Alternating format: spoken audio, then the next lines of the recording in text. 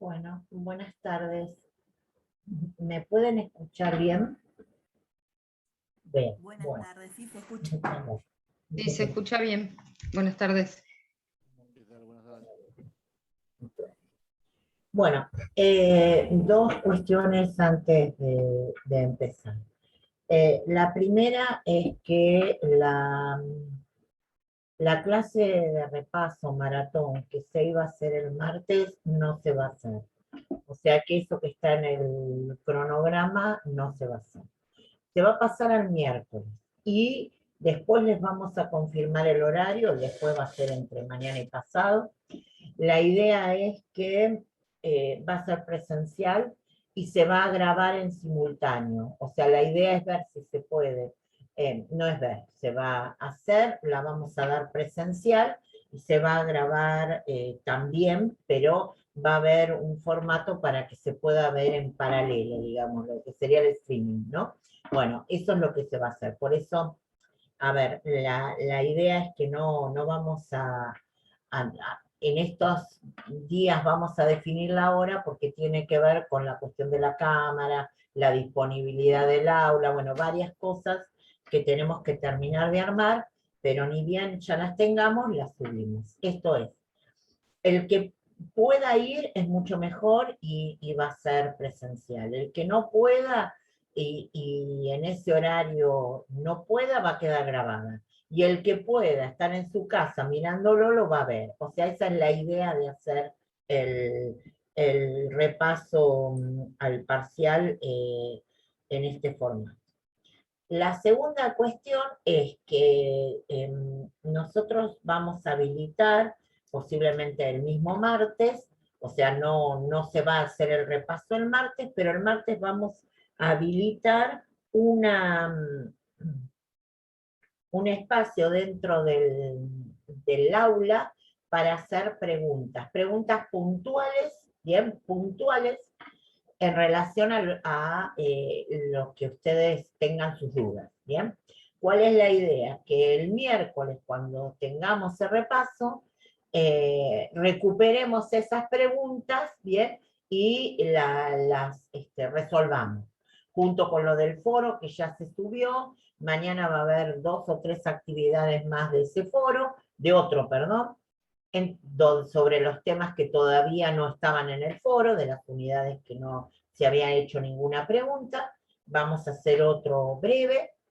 Y el día de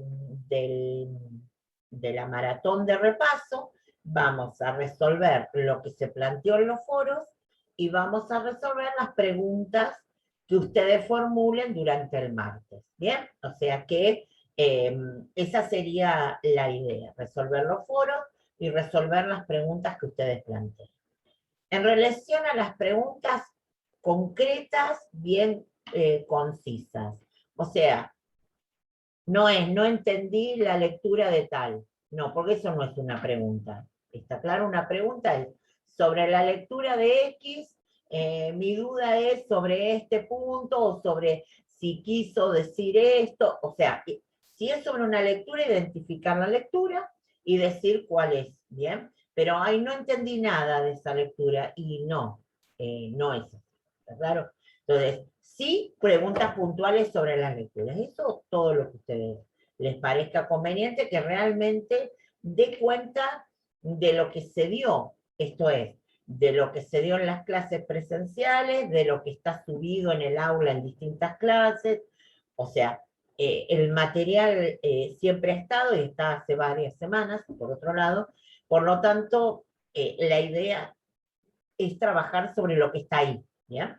De forma tal que nuestra intención es hacerlo sobre todo lo que se ha ido trabajando, las lecturas, etc. Por eso lo que les pedimos es que se circunscriban a hacer preguntas que pueden ser sobre la lectura o pueden ser sobre los temas de la clase. ¿Está claro? O sea, yo di el ejemplo de la lectura, pero pueden preguntar sobre un tema que no han entendido, por supuesto, eso de más está decir, ¿ya?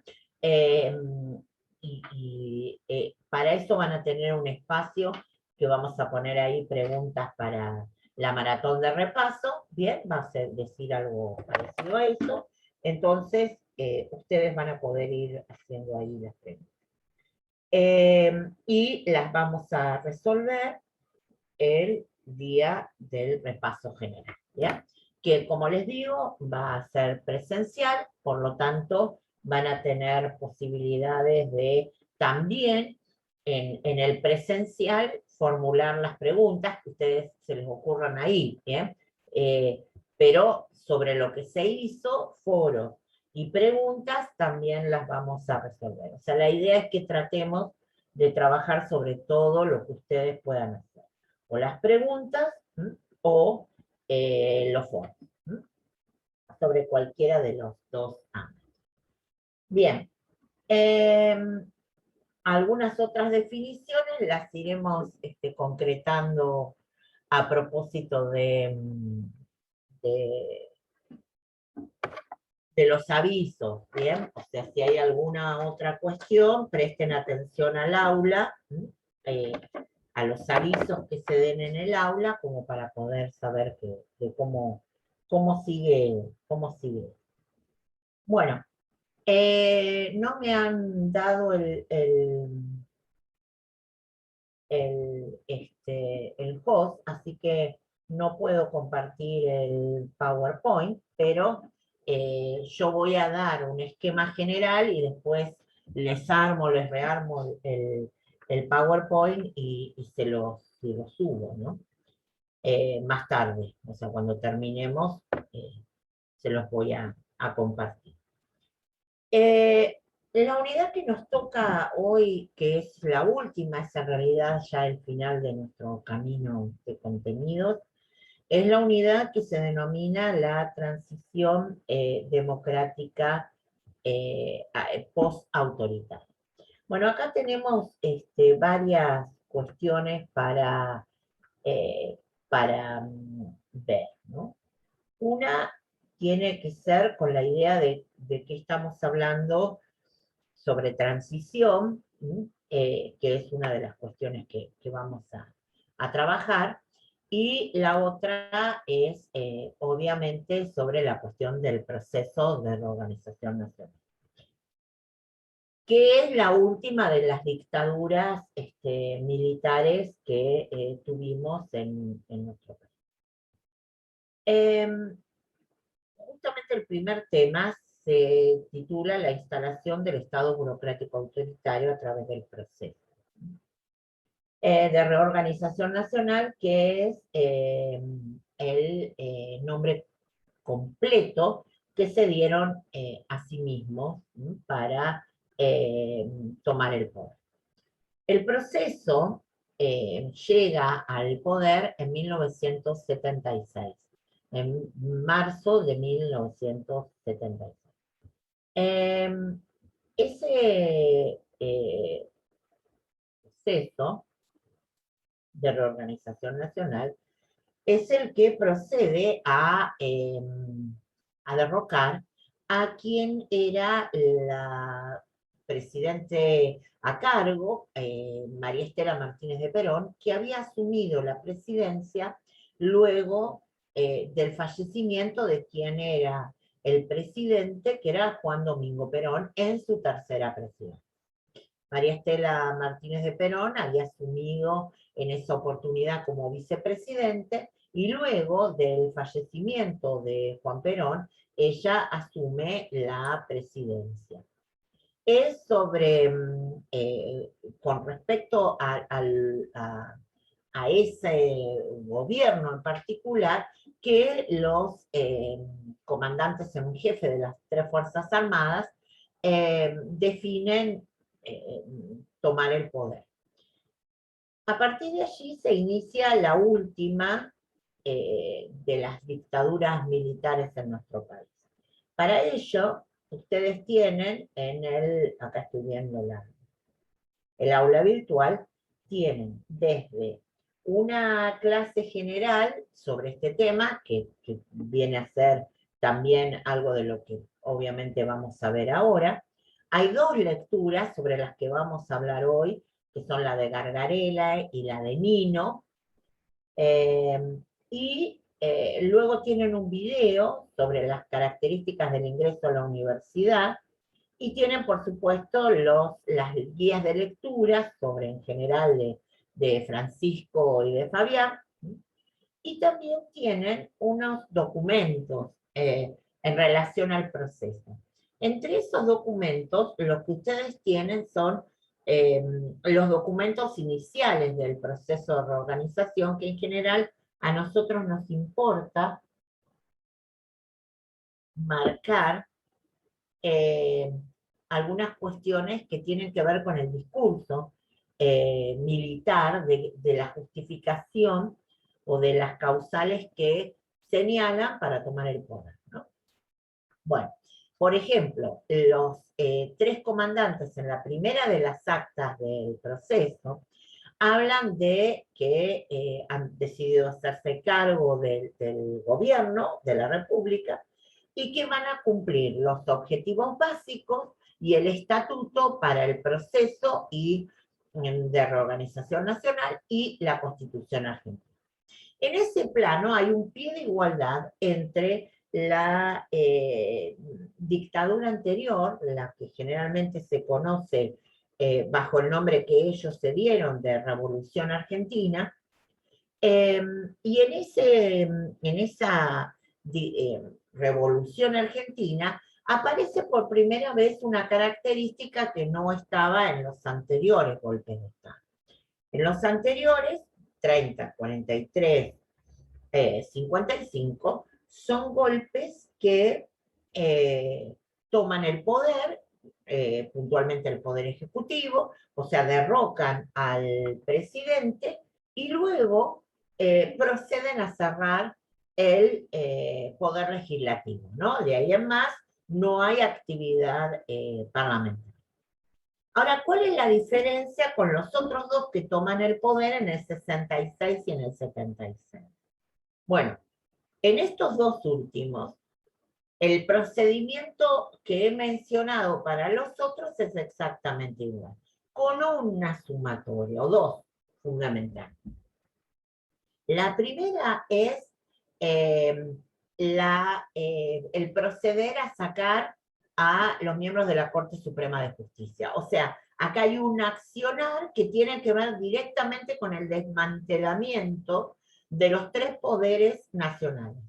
Al presidente se lo derroca, al poder legislativo se lo cierra y se saca a todos los miembros del poder judicial a nivel nacional. Eso, los anteriores golpes no lo habían realizado. Y la otra cuestión tiene que ver por colocar encima de la Constitución Nacional lo que llaman el estatuto, ¿ya? El estatuto, en el caso de, estoy mirando el programa, que está en el punto 15.3 de la Revolución Argentina, el Estatuto de la Revolución Argentina. Y en el caso del golpe de 1973, de 1976, es también el Estatuto del Proceso. O sea, en estos dos últimos, el Estatuto está sobre la Constitución de la Nación Argentina. O sea, ellos colocan una normativa propia y particular encima de la Constitución argentina. Ustedes dirán, bueno, pero también es cierto que si quebraron todos los derechos, empezando por sacar a un presidente, etcétera, cerrar el Congreso, obviamente ya estaban en contra de la Constitución. Totalmente de acuerdo, absolutamente de acuerdo. Pero una cuestión es la práctica y otra cuestión es la definición directa de que el estatuto está sobre la Constitución. ¿Bien? Eso ya no hay vuelta atrás, es plantear que la normativa particular de los golpistas está encima de la Constitución Nacional. Más allá de que, en general, ningún golpe militar respetó la Constitución Nacional, eso está claro, pero en este caso además colocan algo encima, ¿no? A lo que evidentemente consideran como claro, sus objetivos, el estatuto y luego la Constitución. En el caso del proceso, colocan algunas palabras interesantes por lo grave, que dan cuenta de las características violentas, digamos, que de por sí todo golpe militar tiene, pero en este caso hay una violencia discursiva muy significativa. Por ejemplo, para plantear el final de los mandatos del Ejecutivo a nivel nacional y de los ejecutivos provinciales, o sea, los gobernadores, eligen el término caducidad. ¿No entiende qué es lo que caduca? Un yogur caduca, porque tiene fecha de vencimiento. Un producto perecedero termina en un momento dado. Ahora, no caduca un mandato, porque en realidad el mandato está definido constitucionalmente, y lo que termina es un mandato que está planteado para X número de años. Punto. ¿Bien?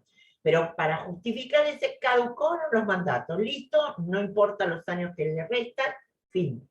Disolver el poder legislativo en todos sus niveles. Disolver. ¿Bien?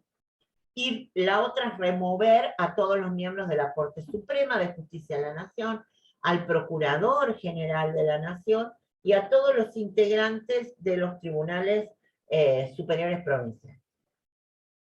Entonces, caducidad, disolución, remoción, digamos. Y con esto pusieron el fin a la actividad de los tres poderes a nivel nacional y también a nivel provincial, y de forma tal que desmantelaron completamente el aparato, digamos, de la República y la democracia al suspender, por ejemplo, la actividad política de todos los partidos políticos. Se suspende a partir de allí todos los partidos políticos. En otra acta, en donde plantean cuáles son los objetivos, diríamos, del proceso, como propósito, bueno, hablan de erradicar la subversión, promover el desarrollo económico nacional, y esta idea de la subversión, de erradicar, otra vez aparece un objetivo, digamos, también a través de un verbo muy, muy duro, como es erradicar. ¿Bien? La otra es que los objetivos hablan de la vigencia de la seguridad nacional y vuelven a plantear esta idea de erradicar la subversión. Y en el caso de los objetivos avanzan diciendo, y las causas que favorecen la existencia. Es raro que planteen otro de los objetivos que hay plena vigencia del orden jurídico y social, cuando están señalando, ¿no? Que encima de la Constitución Nacional hay un estatuto generado por ellos. Y uno que nos pareció interesante de plantear es uno de los objetivos, creo es el 8, que señala la conformación de un sistema educativo acorde a las necesidades del país. O sea, acorde a las necesidades del país, o podríamos decir a las definiciones que ellos han definido. En la proclama propia del golpe, dice que han definido tomar el poder por el desgobierno, por la corrupción, por el flagelo subversivo, y todo es digamos, la forma en que abordan discursivamente es muy fuerte. Cuando ustedes, estoy buscando el PowerPoint, cuando vean el PowerPoint, por ejemplo, van a ver algunas partes que hemos puesto en negrita, que dan cuenta de un discurso mucho más complejo. Por ejemplo, señalan, las Fuerzas Armadas desarrollarán durante la etapa que hoy se inicia una acción regida por pautas perfectamente determinadas.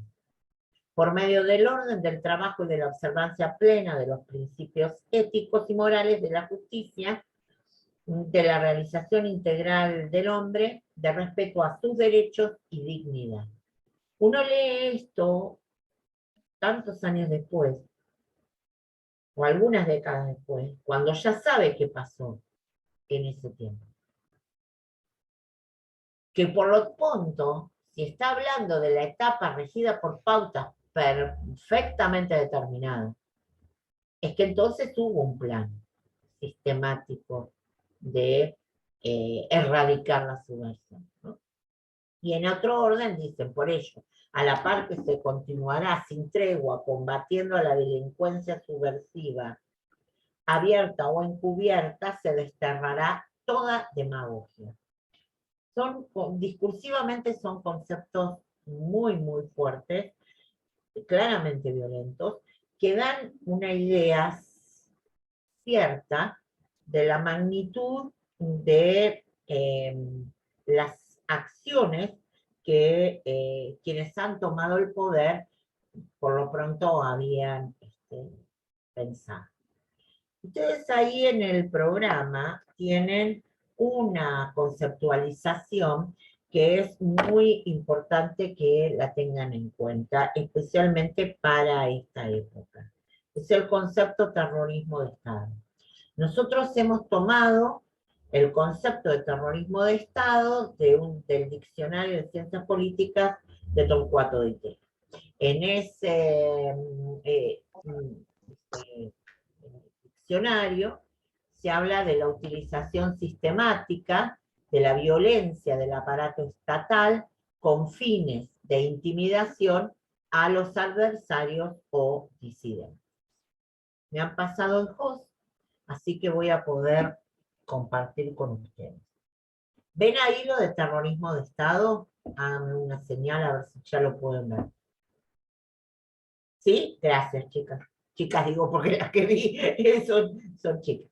Bueno, entonces, el terrorismo de Estado, el concepto terrorismo de Estado, lo hemos tomado de Di Tella, de un diccionario de ciencias políticas, en donde, fíjense la conceptualización. Utilización sistemática, voy a ver si lo hago. Ahí. Utilización sistemática de la violencia del aparato estatal, ¿no?, con fines de intimidación a adversarios o disidentes. Entonces, cuando hablamos de terrorismo de Estado, hablamos de violencia del Estado sobre, evidentemente, quien ellos han definido sobre su enemigo. Y el enemigo era la llamada subversión apátrida, como generalmente se la definía en su propio discurso, y indudablemente en esas acciones que se tomaron tuvo que ver con toda la actividad del aparato represivo del Estado, ¿no? En donde terminamos con uno de los ejemplos más terribles de violencia sobre las personas, con la utilización y la presencia de centros clandestinos de detención, de torturas, de obviamente secuestro de personas sin identificación de quienes lo realizaban, y por supuesto mucho menos en relación a dónde estaban o dónde las llevaban a esas personas, y luego también el robo de bebés y el cambio de identidad de los niños. Entonces, toda esta política en relación a violación a los derechos humanos tiene que ver con un anclaje en el terrorismo de Estado. Ahora, también hubo una política económica asociada especialmente a la política económica de la primera etapa del PRN, que es la que lleva adelante durante el gobierno de Videla el ministro Martínez Guzmán. En ese caso, esa política económica es fuertemente anti-industria argentina, ¿bien? Fomenta la llegada de producción extranjera que compite descaradamente con la industria local y que provoca una fuerte situación de crisis con la con la industria argentina y que indudablemente ocasionó además una situación social muy, muy grave. Ahora, en una de las cuestiones que recién leímos tenía que ver con la cuestión educativa. Esta cuestión educativa da cuenta de qué es lo que pasó en los diferentes niveles en relación a la última dictadura militar. Lo cierto es que esta identificación de libros o listado de textos que no se podían leer, música o cantantes que no se escuchaban o que estaban directamente prohibidos, digamos, libros, como ya dije, y que obviamente estaban en la lista de prohibidos y que eran enviados a las diferentes jurisdicciones educativas para que de ninguna manera nadie los leyera. Eso incluía también a la universidad. Nosotros hemos colocado un video de entrevistas que realizó uno de los grupos de investigación que yo dirijo hace algunos años, que hicimos este video, que salió en el canal de la universidad en su momento, y en ese video ustedes tienen tres, digamos, testimonios breves. Las entrevistas fueron extensas, pero nosotros seleccionamos para hacer estos videos cortos cuestiones muy puntuales. ¿Qué nos interesa? Que para que vean en ese video y escuchen la voz de actores importantes y claves en la vida universitaria o de la ciudad. Porque ahí está quien es hasta hoy el secretario de comunicación de nuestra universidad, Alberto Rodríguez, está Daniel Katz, que fue intendente de nuestra ciudad y que en estos momentos era estudiante de arquitectura, Alberto era estudiante de Derecho, y está Alfredo Laceretti, el actual rector y el que va a seguir siendo rector 4 años más, que era estudiante de economía. Ustedes lo que van a ver en esos videos es cómo era el sistema de ingreso en la universidad durante el proceso, cuáles eran las características que había del curso, qué pasaba con esta cuestión del cupo, y las impresiones en general personales sobre lo que ellos recuerdan. ¿Bien? Presten atención a los tres, es un video, por ahí ya lo vieron, es un video corto, pero lo cierto es que en ese video, por ejemplo en el caso de Derecho, ustedes van a escuchar cómo Alberto señala la cuestión del cupo de 50 personas para ingresar a la carrera, de las cuales algunos ya estaban cubiertos porque habían, digamos, venían con alguna situación en la cual ya estaban habilitados para el ingreso, por ejemplo, las pertenecientes a algunas fuerzas de seguridad, y también la cuestión de cómo se hacía un curso, qué características tenía, y el tema de que obviamente el curso terminaba en exámenes de distintas materias a las cuales no solo había que aprobar, sino sacarse el máximo puntaje. Porque a ese número, clausus de X cantidad de personas que podían aspirar a estudiar abogacía, bueno, lo mismo pasaba en arquitectura, lo mismo pasaba obviamente en económica, había que entrar por orden de mérito. O sea que entraban los que se sacaban la nota más alta, o las notas más altas de todas las materias que se daban para poder acceder a ser estudiante de la Facultad de Derecho. Entonces, nos pareció importante que recuperemos las voces de gente que ha sido parte de nuestra vida, o lo es, en el caso de la vida universitaria, especialmente para que ustedes tengan un relato en primera persona de las características de lo que era la universidad bajo la última dictadura militar. Pero especialmente para ver cómo era la situación en relación a, para entrar, ¿no? Ustedes han completado un formulario, digamos, han llevado o depende cómo terminar el trámite del ingreso, son estudiantes y está. Pero hace, en el 82, desde el 76 hasta el 82, esos eran los formatos que tenían para el ingreso, hasta el 83, eran los formatos que tenían para el ingreso, ¿no? Y indudablemente la situación era de una universidad muy pequeña, porque no se quería justamente ampliar, ¿no? Ni que hubiera masivamente presencia de estudiantes. Durante el PRN hay una cuestión que es fundamental, que es la guerra de Malvinas. En la guerra de Malvinas se presenta como una iniciativa de los militares durante la presidencia militar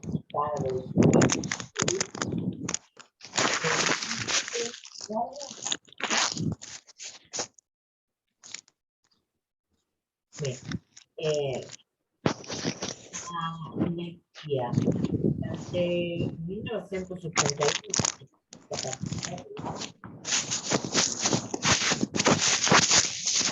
Perdón, profe, no se le escucha. No, porque Además tiene el micrófono abierto. Abierto y está moviendo y hace ruido. ¿Ahora? Bueno, ahora sigo, vemos bien, pero es un problema de alguien que es el que le pregunté si justo se le abrió el micrófono. Bueno, sigo. En abril del 82 se va a iniciar la guerra de Malvinas.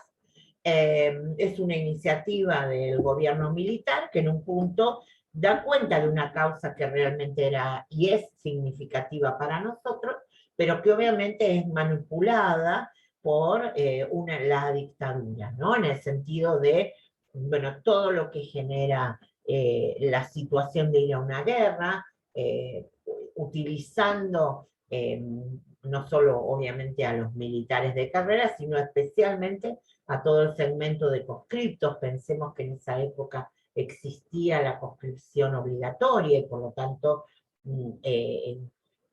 hombres desde los 18 años habían ingresado, si habían procedido al sorteo y demás, a ser conscriptos. Muchos de ellos terminaron en la guerra. Ahí la idea del abrupto final significa en realidad lo que ocurre en junio del 82, cuando la guerra termina, y cuando ese abrupto final tiene que ver con la rendición, ¿no? Por parte de las Fuerzas Armadas argentinas, se rinden ante los ingleses. La guerra de Malvinas es un punto clave en el final del proceso, porque precipita la definición de la salida electoral. O sea, la guerra, con lo que implicó en términos del fracaso militar, las consecuencias puntuales en quienes participaron.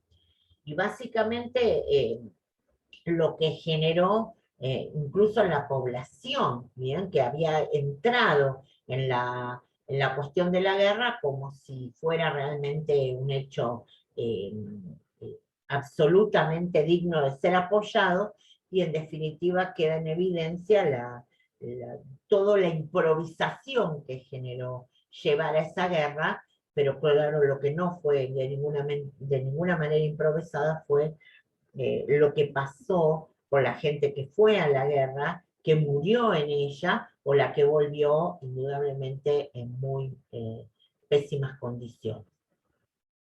Cuando se habla de expresiones de resistencia, estamos hablando en términos del proceso de reorganización, quienes plantean resistencia hacia la dictadura, en distintos momentos y en distintos formatos. Madres de Plaza de Mayo, Comisión de Familiares de Detenidos y Desaparecidos, abuelas, después, que en realidad empezaron como madres y luego inician un camino desde abuelas, el Centro de Estudios Legales y Sociales, el CELS, y la Asamblea Permanente por los Derechos Humanos. Estas son algunas de las expresiones de resistencia que se dan durante el proceso. Una de las dos lecturas que ustedes tienen que leer para esta unidad es la de Carlos Santiagonino. Por ahí en algún profe se los ha mencionado eh, en otra materia, tal vez en Teoría General del Derecho. Carlos Santiagonino fue uno de los juristas más reconocidos de la última, digamos, desde la democracia para acá. Tiene varias obras muy significativas, y en una de ellas es sobre la que nosotros trabajamos, y que tiene el prólogo, en donde se trabajan algunos aspectos que son los que queremos mencionar. Primero es el tema de, digamos, de la obra de Carlos Nino en general, sobre qué trabajaba él. Él hizo un fuerte hincapié en los derechos humanos y en las políticas que debían tomarse en la vuelta a la democracia en relación al castigo y en relación a cómo trabajar la problemática de las violaciones a los derechos humanos ocurridas durante la dictadura militar.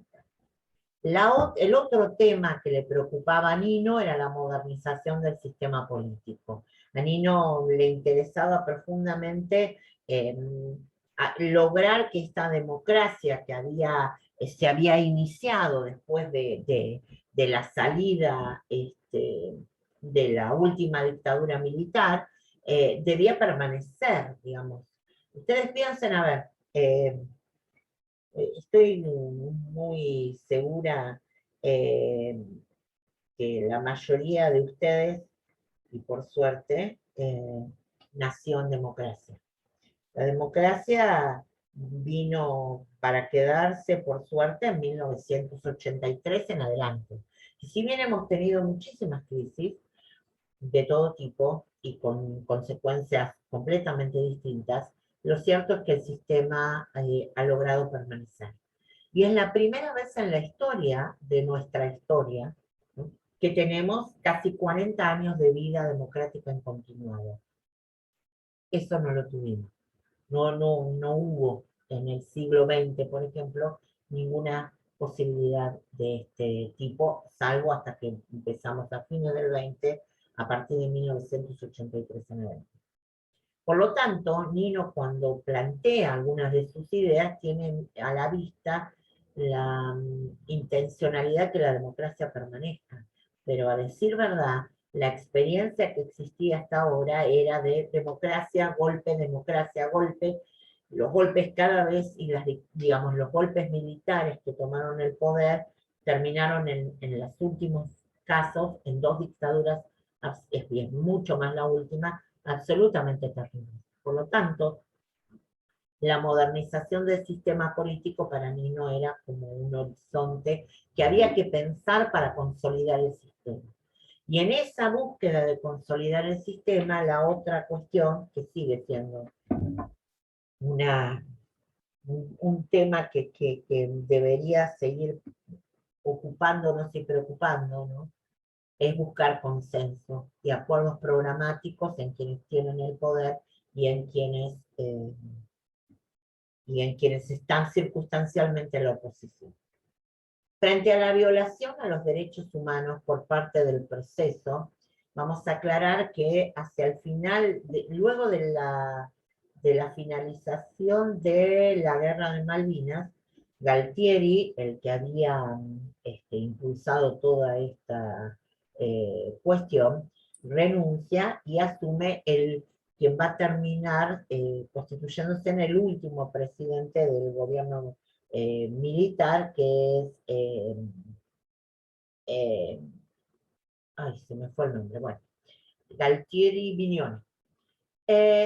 Este último autoridad del gobierno militar va a plantear, antes de pensar la cuestión de la salida electoral, va a empezar a pensar una ley de amnistía, ¿no? O sea, la idea de que lo que ocurrió durante la dictadura no se sepa. una tendencia fuertemente hacia el olvido. Y en realidad hicieron, antes de irse, una amnistía, ¿no? Para la idea, digamos, de que que estén todos sin ninguna culpa, o, como también señalaba Nino, el olvido puede ser mediante una ley de amnistía o frente a no hacer nada y dejar que el tiempo pase. Eso también es una forma de olvido. Bueno, Alfonsín, ni bien llega a la presidencia, va a desarmar todo ese camino de búsqueda de amnistía que estaba planteado al final del proceso.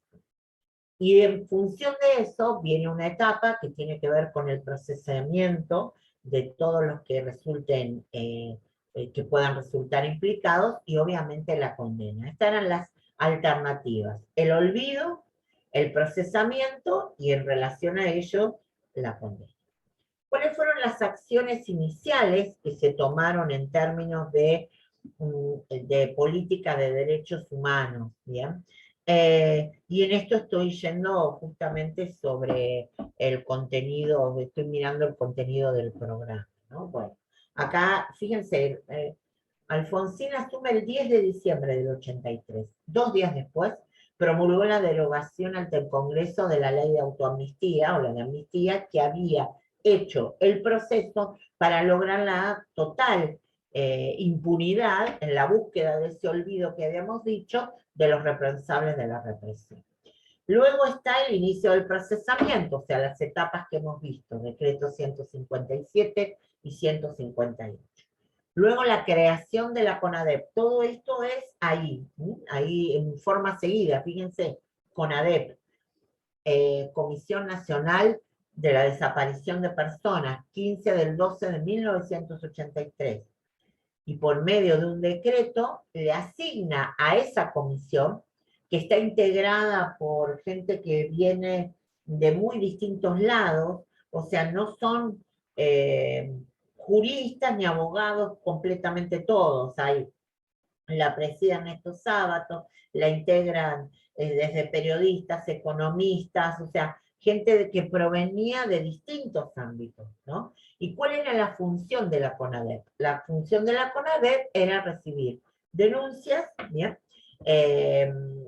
Y aquellas pruebas que podían encontrar en los lugares, porque de hecho incluso entran a hacer posteriormente visitas a los ámbitos en donde quienes van a hacer las denuncias señalan que han estado, y la idea era remitirla a los jueces competentes, averiguar el destino, el paradero de aquellas personas que no se sabía dónde estaban, determinar la ubicación de los niños sustraídos, emitir un informe final, y además el decreto obliga a todos los funcionarios del Estado a darle colaboración a la comisión.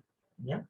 Había 6 meses que impone el presidente, luego se extiende 3 meses más por la cantidad de denuncias que empiezan a aparecer. El informe final, fíjense que acá decíamos emitir un informe final. El informe final es lo que normalmente se conoce como el nunca más, ¿no? Que es el informe que fue el relevamiento de todos los que presentaron a ese momento. Hubo muchos más testimonios que aparecieron tiempo después, pero hasta esos momentos sobre lo que habían vivido, la cuestión de las torturas, lo que habían visto con los partos, nacimientos, de gente que habían estado en su momento en un lugar de detención y luego no lo vieron más. Bueno, todo eso relevado. Incluso visitas, ¿no? Visitaron algunos de los lugares que ya empezaban a aparecer con identificación de que habían sido centros clandestinos de detención.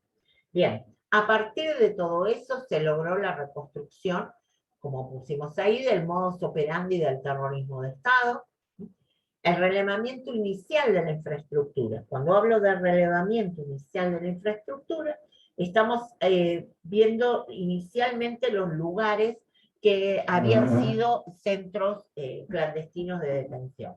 Por ejemplo, la emblemática ESMA fue uno de los lugares que incluso la CONADEP visitó para relevar información sobre las características de ese espacio, y otros centros de detención que aparecían a propósito de la gente que iba y daba su testimonio. Dice, yo estuve en un lugar así, o yo supe que estuve en tal lado, y a partir de ahí es la primera identificación que se realiza de centros clandestinos de detención. En términos de políticas de derechos humanos, digamos, durante la primera cuestión fuerte es el juicio a las juntas, ¿no? Que condena a los principales, a quienes habían estado a cargo de la toma de decisiones de las políticas represivas. Luego sigue la ley de caducidad de la acción penal, que es la conocida generalmente como punto final, la ley de obediencia debida, que son leyes que se toman a propósito de rebeliones que el propio o los propios involucrados en los procesos judiciales realizan, presiones de todo tipo. Luego siguen los indultos en la época de Menem, y luego la nulidad de las leyes de punto final y obediencia debida con Kirchner, Néstor.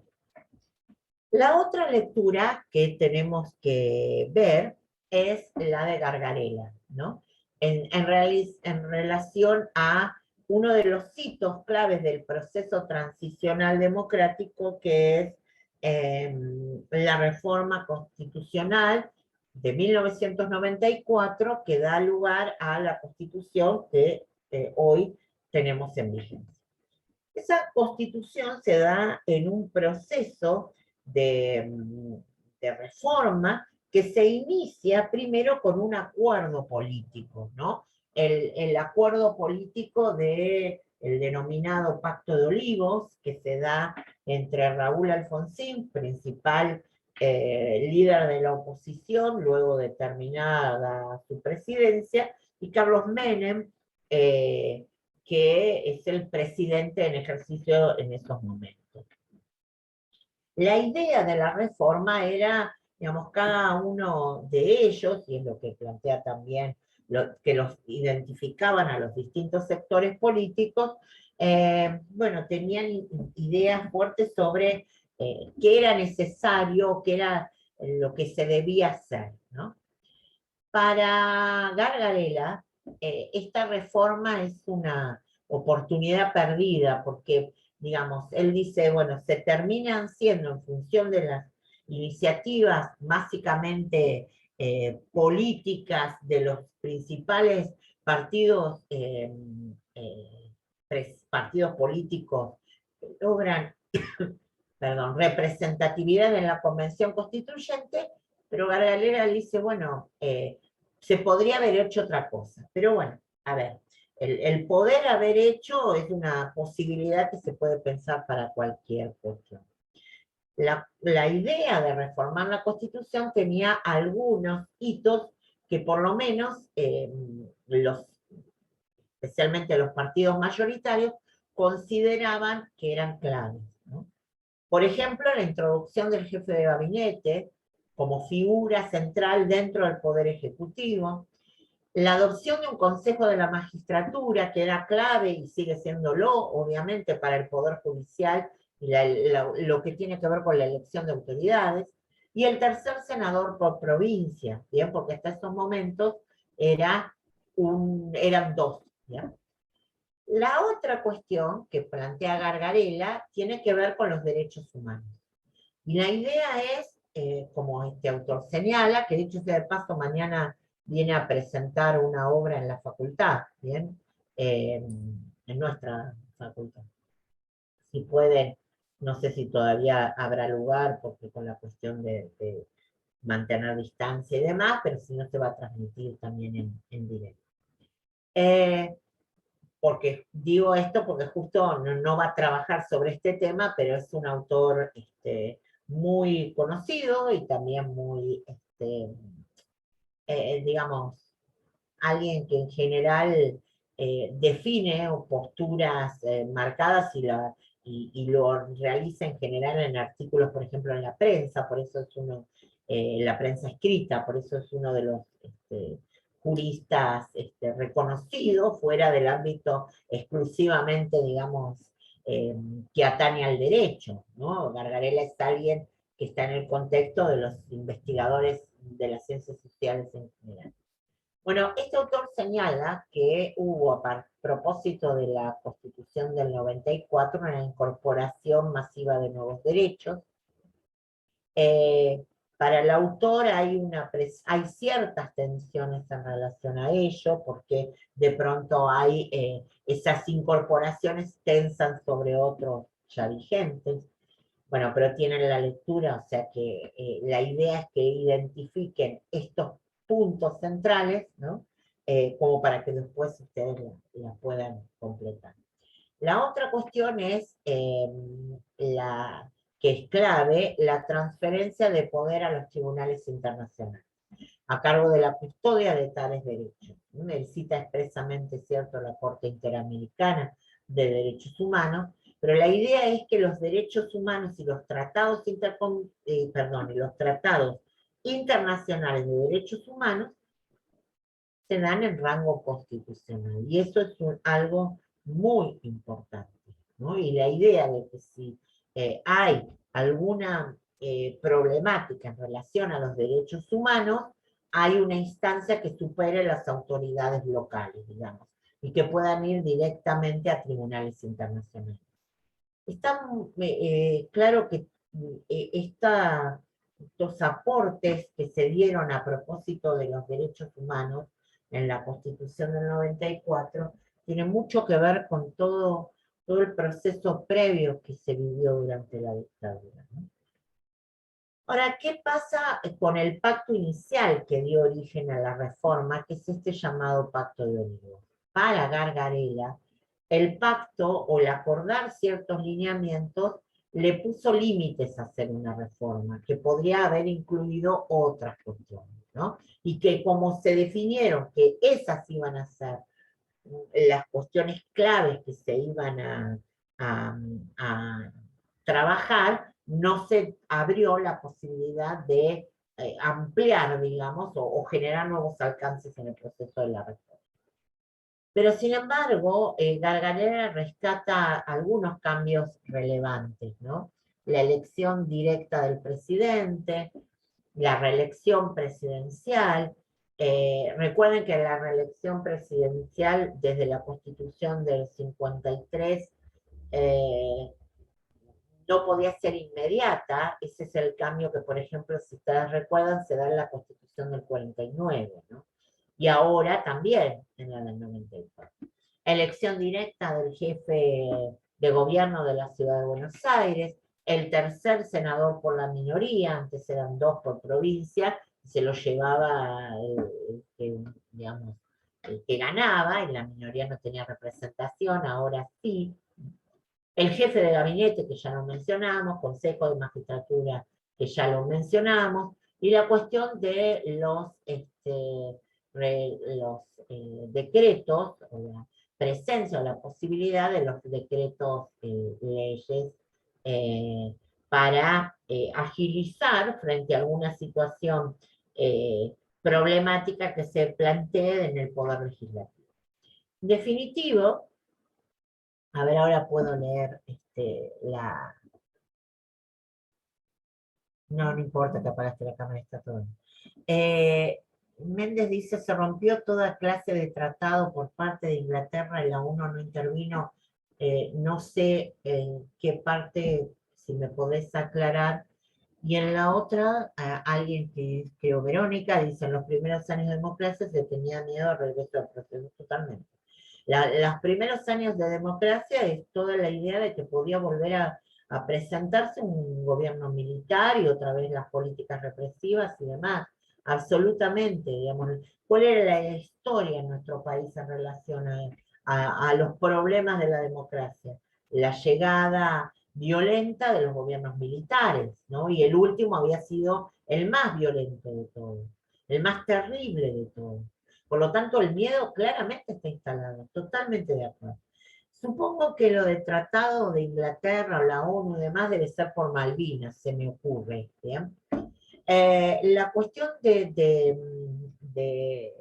en realidad, hay varias intervenciones de organismos internacionales que intentaron frenar la posibilidad de la movilización, especialmente de Inglaterra, porque el tema es, nosotros vamos sobre las Malvinas, la dirigencia militar ordena el desembarco en Malvinas, y sobre eso, digamos, Inglaterra empieza a tomar una participación, una definición, que va a ser finalmente la definición por mover las fuerzas de la OTAN. Y en ese punto viene o avanza con su par, con las tropas, etcétera, y llega a territorio de Malvinas, y bueno, se inicia directamente el estallido bélico, digamos, en la medida en que los ingleses decidieron la intervención militar. Si bien hubo declaraciones de algunas organizaciones internacionales, evidentemente ni Inglaterra ni nosotros hicimos nada en relación. La guerra termina en junio del 82, de una manera más que abrupta, y bueno, la situación en relación a los combatientes y a quienes tuvieron participación en el conflicto, y lo que vivieron incluso en él se conoció muchos años después, en algún caso, porque en forma inmediata nada.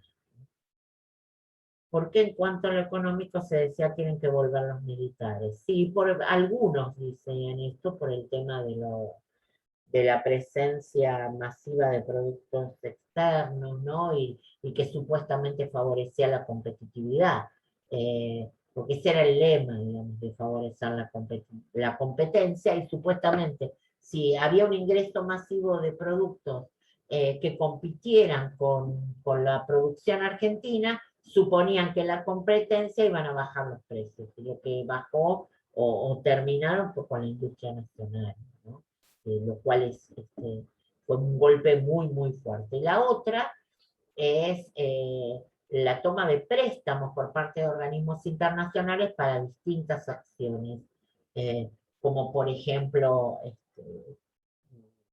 carreteras, ciertas modernizaciones, por ejemplo, en términos de vías de comunicación, que muchas de ellas terminaron en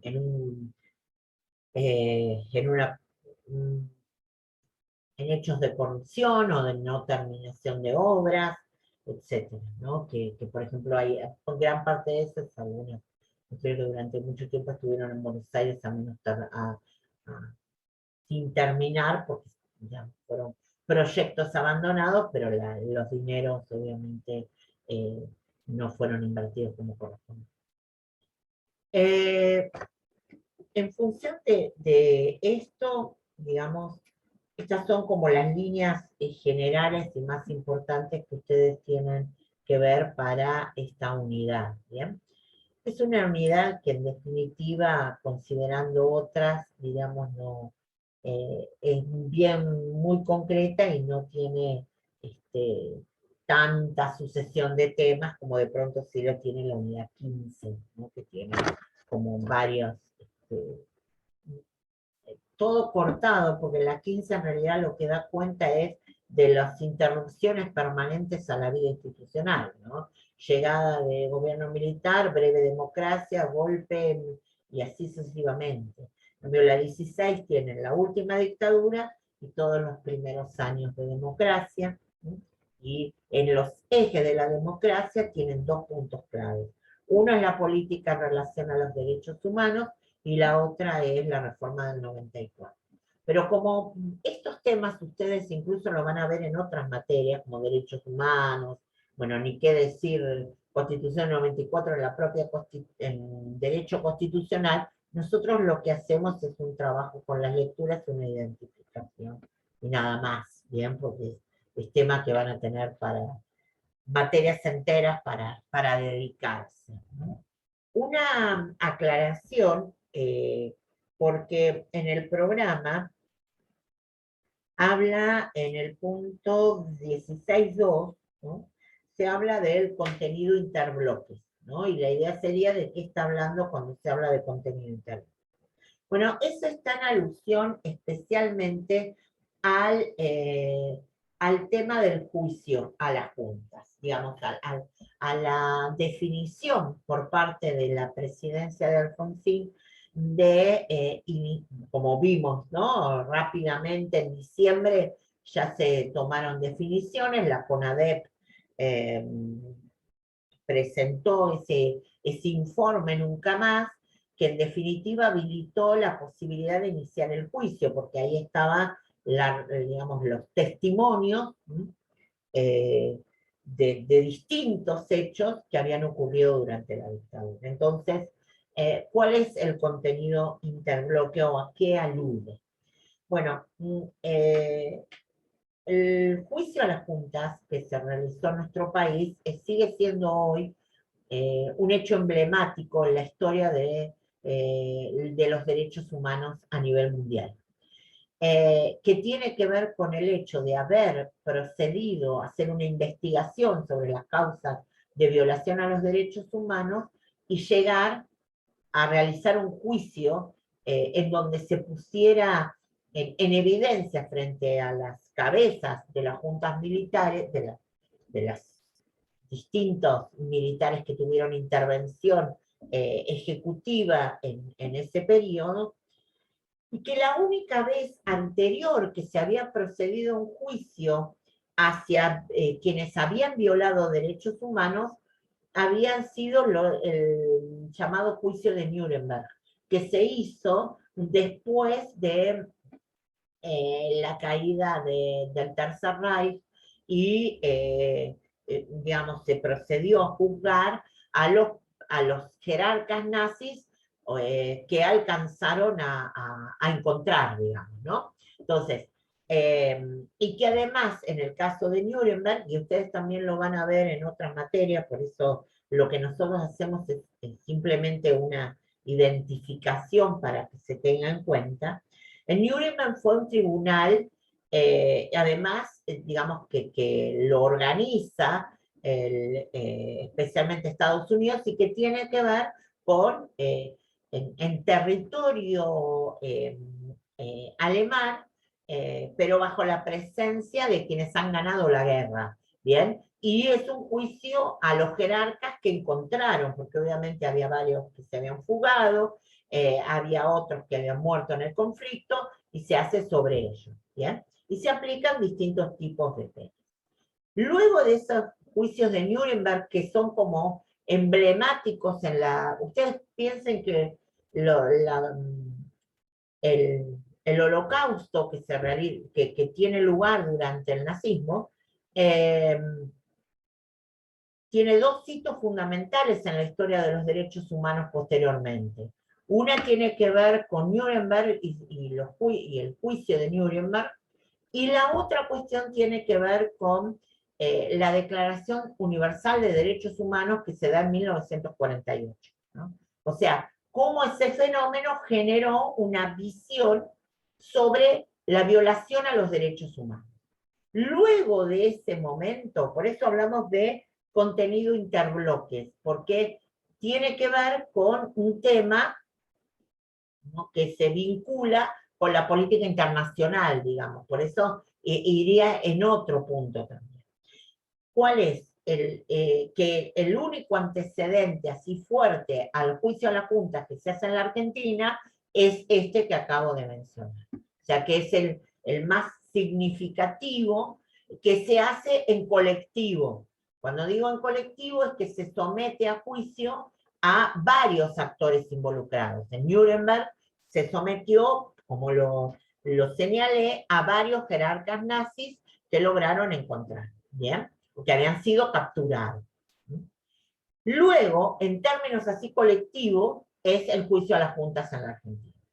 En el medio hay un juicio, pero es a una sola persona, que indirectamente tiene que ver, por ahí lo han mencionado o lo han escuchado, leído en la bibliografía, que ocurrió durante Frondizi, y que es el secuestro de uno de los jerarcas nazis, que es Eichmann, secuestrado en Argentina, llevado a Israel, sometido a juicio en Israel por los crímenes de guerra cometidos y condenado a muerte. Pero ahí estamos hablando de un juicio a violaciones a los derechos humanos a un jerarca, ¿bien? A uno que atraparon acá además, lo atraparon en la Argentina. Pero en el caso de colectivo, son Nuremberg después del Holocausto y el juicio a las juntas en la Argentina. Y luego vinieron otros ejemplos que seguramente ustedes van a ver que tienen que, o involucran a los tribunales, digamos, a las políticas de derechos humanos que empezaron a ser mucho más fuertes y vigentes a nivel mundial, ¿bien? Lo cual no significa que no hayan existido las mismas, pero lo cierto es que hubo otro tratamiento y otra concientización, ¿bien? Especialmente frente a los gobiernos autoritarios. Entonces, por eso, acá aparece el contenido interbloques. ¿Tá? Cuando vean eso, es que estamos diciendo que el juicio a las juntas es paradigmático en la historia de la violación a los derechos humanos y que tiene un solo antecedente, que es Nuremberg, en términos de juicios colectivos a quienes estuvieron involucrados en causas de violación a los derechos humanos. ¿Bien? Por eso esta idea de interbloque, ¿bien? Es esto, simplemente para aclarárselo. El tema que a nosotros nos importa es el juicio a la Junta, pero no nos pareció menos importante mencionar esta cuestión del anterior. El juicio a Eichmann fue una de las causas internacionales que favoreció el golpe. A ver, no diría que favoreció el golpe. Sí, lo que diría es que puso en una situación al gobierno de Frondizi en cuanto al manejo de las fronteras, a la situación internacional grave. Y no es el juicio, es el secuestro. O sea, lo que puso en problemas a Frondizi fue, se los explico al que no lo tienen claro.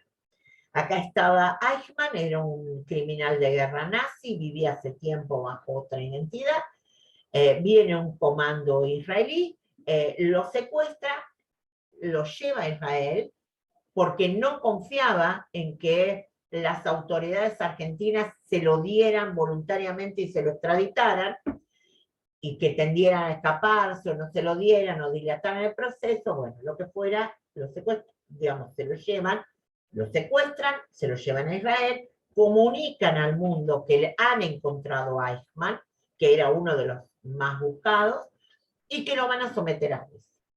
El juicio es una cosa, ¿bien? El juicio es otra cuestión. Lo que pone en crisis acá es el tema del secuestro de Eichmann, o sea, el hecho, más allá de quién era y efectivamente fue un criminal de guerra, el procedimiento efectuado que implicaba evidentemente que nuestras posibilidades de seguridad no eran justamente las mejores. Entonces, lo que generó no es el juicio en sí, porque el juicio ya es otro plano, pero sí la salida de Eichmann del territorio argentino. Eso sí fue cuestionado. Y eso no sería como causal directa del golpe, pero sí indirectamente en el panorama general que se le adjudicaba mal a Frondizi. Digamos, una cuestión más para decir del desgobierno de Frondizi. Exacto. Ponía en evidencia lo endeble de las fronteras, tal cual. Exactamente. Ese es el punto. Por eso no es el tema del juicio, sino el cómo sale a Eichmann de acá. ¿Bien? Y que en definitiva es una cuestión que es objetada para el gobierno de Frondizi, ¿no?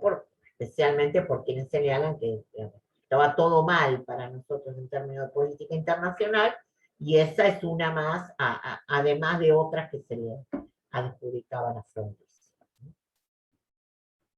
Bueno, estimados, vamos a hacer lo siguiente.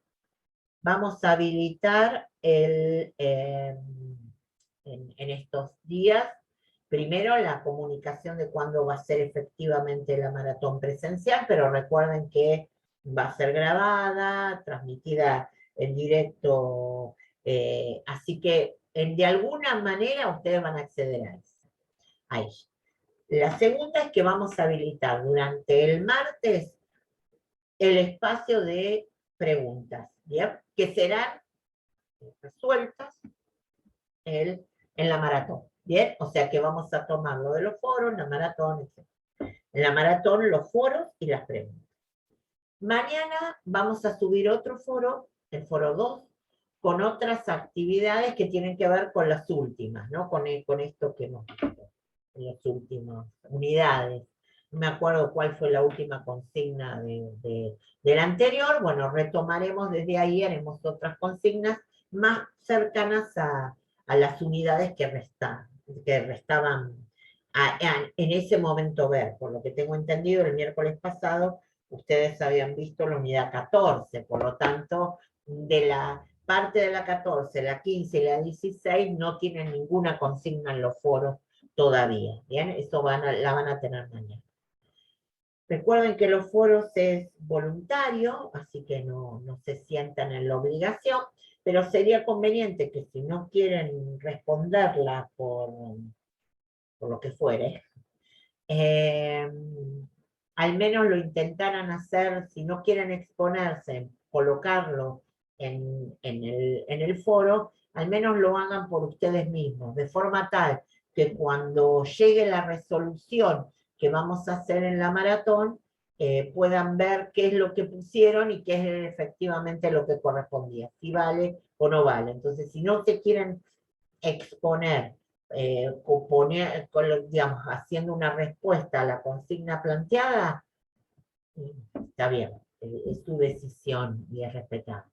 Pero sería conveniente que lo hagan aunque sea en borrador y cuando hacemos la devolución puedan incluso ustedes hacer como una autocorrección, ¿no? Y eso es una cuestión absolutamente privada.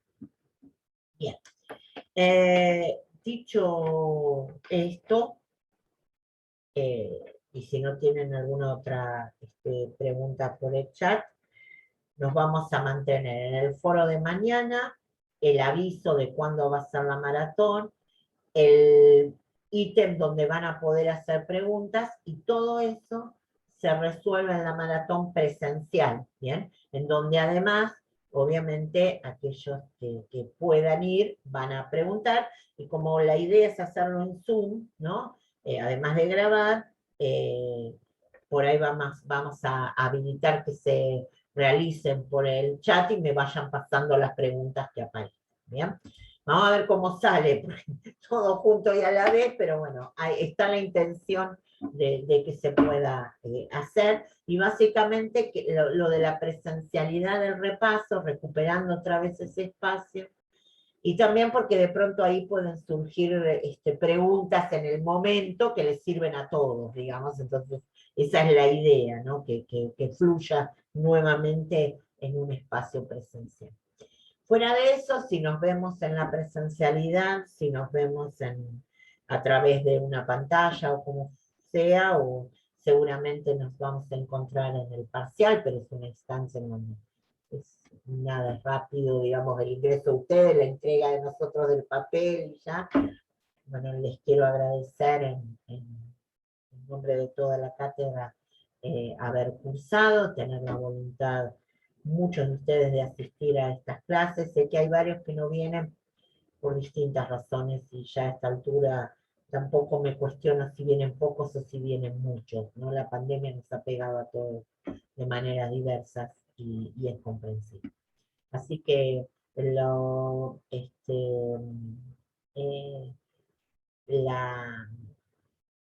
la cuestión de, bueno, Juan Cruz dice lo de la maratón el miércoles, acabo de decir que el martes no es, que va a ser, no acabo, lo empecé diciendo en este encuentro que la maratón se va a hacer el miércoles, justamente para seguir eso, por eso no la hacemos el martes.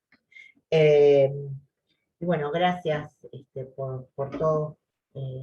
y buena vida y mucha suerte en esta materia y en el resto de lo que harán siempre. Ha sido un gusto tenerlos estudiantes. Éxitos. Muchas gracias, nos vemos.